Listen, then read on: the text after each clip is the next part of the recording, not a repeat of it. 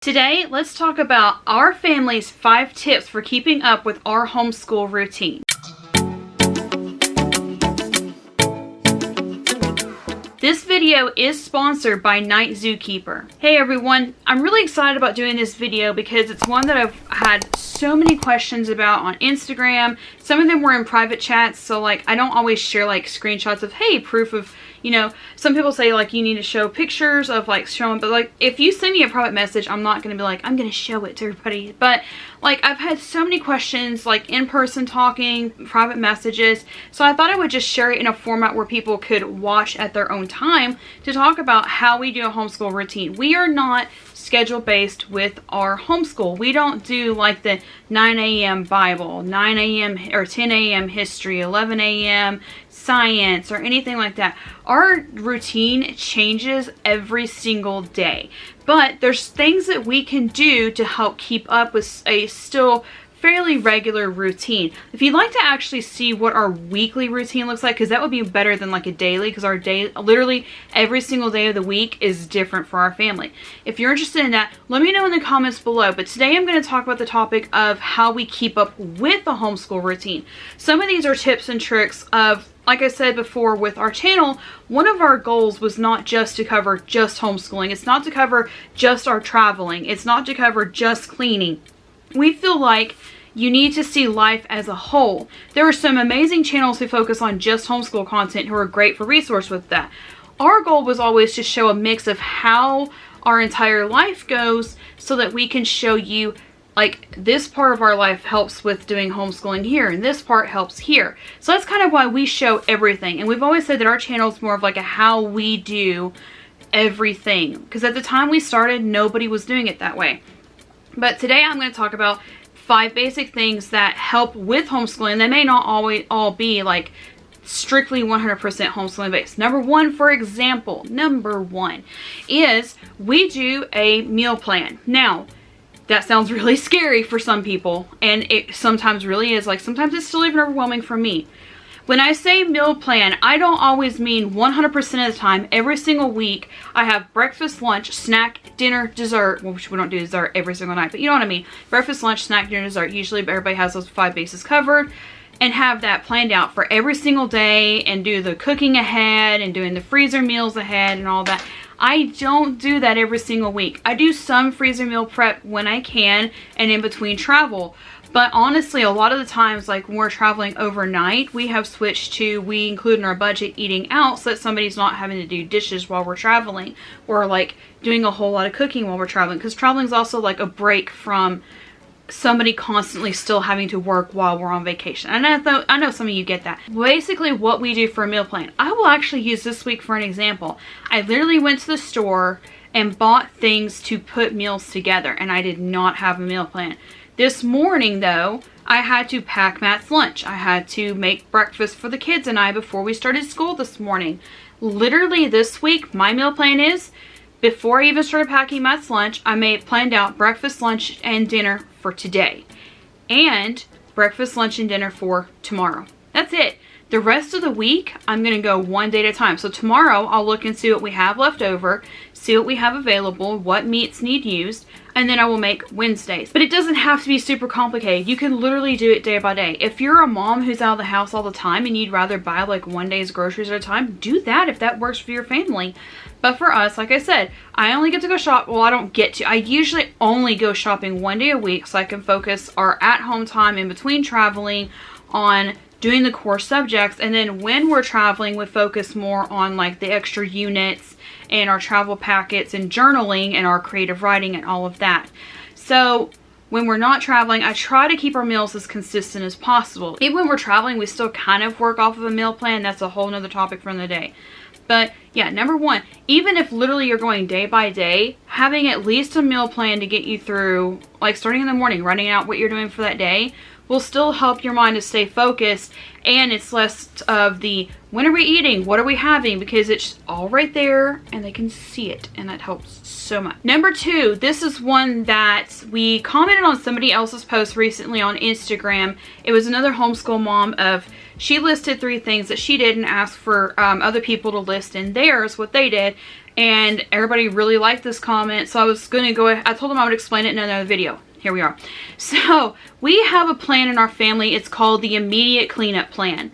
Immediately when we come home from travel, unless it's like middle of the night, which sometimes even then we do it, we have what's called immediate cleanup plan. As soon as we get home from traveling, the truck immediately gets emptied out. As soon as they finish school each day, they immediately put their school supplies away. As soon as they get up in the morning, they immediately take care of their pajamas and dirty clothes if they have any. We have found with our family, if we enact the immediate cleanup plan and start doing things immediately, there's less clutter, because we'll be like, oh, we'll wait. And then sometimes, like with the truck, if we wait and wait and wait and wait, then it's a huge job for somebody to have to do, or for all of us to have to do, and take more time to do it. If we do it immediately, it also, like the next time we get in, oh, it's cleaner. So we're like, oh, we want to keep it clean, so we immediately do it next time. And it starts a snowball effect of just constantly keeping it clean as we go. All 5 of us share one workspace in one room right now, so having the school supplies immediately done at the end of the day, so Matt and I can be in here working and doing what we need to do, also gives us a space of, okay, we can kind of relax in between working, because it's not like immediately having to take care of anything else because it was already taken care of. Number 3 is to get our kids to stay on routine. We give them incentives. Now, we don't do like cash incentives with our kids. We teach our kids that if they are responsible and if they do their chores and keep responsible with their schoolwork and their chores, when we're traveling, we will make a line item for them for budgets for souvenirs and things. Whenever we do trips, if they don't have like souvenir money from like other people, will give them birthday money now and Christmas money now instead of buying gifts, so that they can buy souvenirs when they go on trips. And we love that. I love that. I would rather people do that, or actually pay for excursions for our kids, than to buy them more stuff. Let them pick if they want stuff. And sometimes they buy responsibly, like recently they did binoculars. But anyways, one thing that we do is like, we don't give them cash incentive. We don't give them candy incentive. We don't give them, I don't want the kids to get in the habit of food incentive, because I feel like that sets up bad habits later in life. What we do is we have incentives of, if you finish all of your schoolwork and your chore chart in one day, you can play on your Switch at night. And we have a specific list of games that they are and aren't allowed to play. One of our absolute favorite games currently right now is actually an educational game called Nightzookeeper. Nightzookeeper is an award-winning online program for children that is used to help teach and motivate them to do creative writing. Sometimes they go on there and they will play games where they can do adjectives and learn more about picking a better adjective to go with the noun, or adverbs. One of my personal favorite things as a parent of children who use Nightzookeeper is watching their love for creative writing grow each and every day. And I love the fact that the program comes with a safe, reliable source for somebody else to go in and help them edit. My favorite thing about all of it overall is every single time an editor messages one of the kids about their project, I can immediately see every single interaction that happens. And I love the way that they put these interactions too, because they might say, wow, this is a fantastic story. Here's some suggestions for some better adjectives. Which one of these do you think will be better than using the word good here? Maybe instead of saying I was happy, maybe you could say I was excited. And I love that they have those interactions with the editors. And ever since, and this is not like definite for every single person, but ever since I personally have started letting my kids use Nightzookeeper a year ago, I have personally seen them start loving doing their creative writing, their book reports, and all of their graded work that they need to do. Don't forget, at the end of the video, I will share how you can try out Nightzookeeper for free for 7 days. Number 4 on our list of homeschooling routine tips, like I just said a second ago, our kids have chore charts. That is one of our biggest things. As soon as our kids finish their school for the day, and honestly, here's where we are. If our kids have at least finished a day's worth, even if they're behind and they've finished 5, normally a day's worth for Monarch is 5 lessons. It could be like a lesson, a quiz, a test, a project, and another lesson. That's 5 things. One thing in each one of the main core subjects. As long as they do those 5 things, even if they are somewhat behind and are starting to get caught up, we'll have like makeup days, or we'll have days when we're traveling. They'll be like, can I get it caught up on this lesson while we're traveling? Yes, always yes. I almost always say yes, unless we just don't have internet. But one of the things that we do, if they finish those, they immediately start their chore charts. We have a chore chart printed out. Dollar Tree has chore charts that you can purchase and fill them out. For our kids, they have a laminated chart, or not laminated, we put it in a page protector in their 3-ring binder for schoolwork. That way they can immediately open it and say, okay, number 1 is make my bed. Do I need to take my bedding to the laundry, or do I need to make my bed? And then that way they can say, okay, it's laundry day, I can just take it to the washer, and then mom will wash it for me. Once it's done, then I can make my bed. Or they can say, okay, it's not laundering day, so I need to get my bed made. Number 2 is to check for my dirty clothes. Okay, I forgot my dirty clothes this morning. Let's go ahead and do it. And then that just from there, they have a whole chore chart that each of them have. I've kind of shared as we've went, because when I started this channel 6 years ago, we had a 4-year-old, and now we have a 10-year, that same 4-year-old's now 10. And I kind of share as we go of like progression of how we do chores. And honestly, it just changes based on like their personal level where they are right now and their ages and all of that. But right now we just have them based on like, I also try to include like which of them prefer to do this. Would they like to trade chores with this sibling to do something else?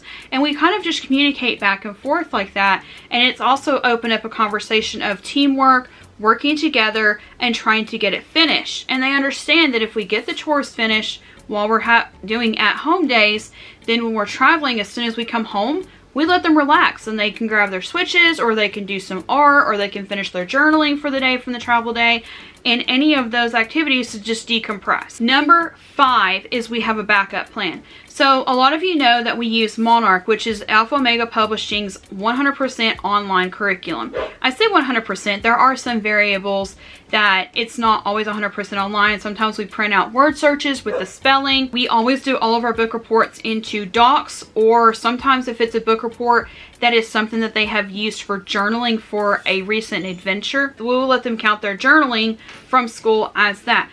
But some days the server goes down. That's where a backup plan comes to play. So some things that we have planned together as a family. One of our favorite things to do as a backup plan is if the server's down, but we still have internet at home, then we will pull up documentaries. Currently our favorite ones right now are the Disney Plus ones. We absolutely love those. Some of the ones on Netflix are really good as well. It's kind of pick and choose. There's some I just don't feel like they're ready for yet. I really love the Disney Plus ones because they seem more like, it's more like the characters are coming to life. I mean, I know they're like living animals, but like, I don't know, they get more personality that way. The kids seem to draw more from those than they do like the BBC ones. So I really love the Disney Plus ones. Other ideas that we have used is if the internet and the server are down for the day, which sometimes living in a rural area, that happens. We have a shelf in their toy room of games that they can play during school time. I love doing Clue because it's kind of like problem solving and you've got to, you know, check everything off. Another one of our favorites is we will print like bingo cards based on what they're doing. Right now, we have a 5th grader studying Revolutionary War. So we have Revolutionary War bingo cards with like Bunker Hill, Declaration of Independence, Liberty Bell, things like that.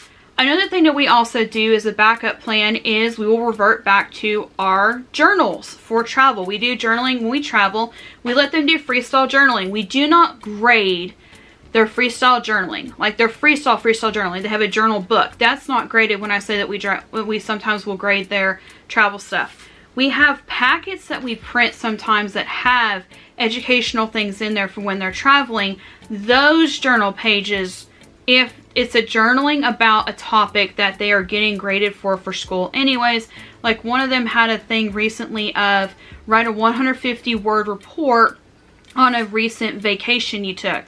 I would let her count one of her journal pages from our hike to Grotto Falls because that was, you know, around the same time frame, and I let her count that. But like her actual journal books that we purchased for our travel schooling bag, those I don't grade.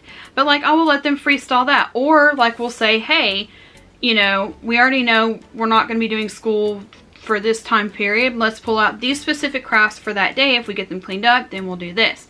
That way, honestly, my goal is to not always just 100% revert back to just digital stuff, like just the switches, just playing games.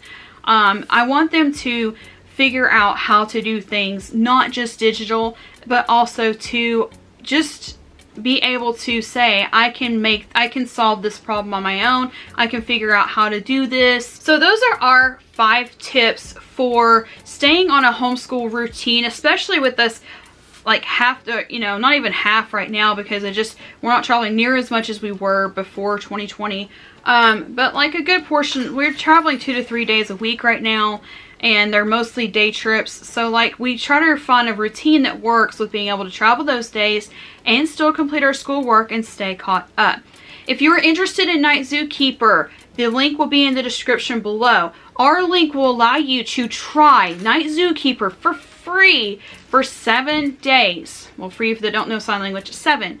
But for 7 days, you can try Night Zookeeper for free. If you decide to keep it, our link will also give you 50% off for a 1-year subscription. Again, our kids have tried it for a year, and I already saw a difference after a month, but now a year into it, I can definitely see a difference for our kids for their love for creative writing, and they will actually ask to go on there, and not just to do the drawing the characters, but they love the games that help them. I've actually had one recently, like she was studying adjectives, went on Night Zookeeper and was like, oh, that kind of adjectives, and that really, really helped. So thank you again to Night Zookeeper for sponsoring this video. Don't forget to check out the link below. If you have any more homeschool related questions for me to do for like in between travel days, I can sit down in between travel days and film those and just let you know we can get them up. But thank you all so much for watching, for giving us the idea for this video, and we will see you next time.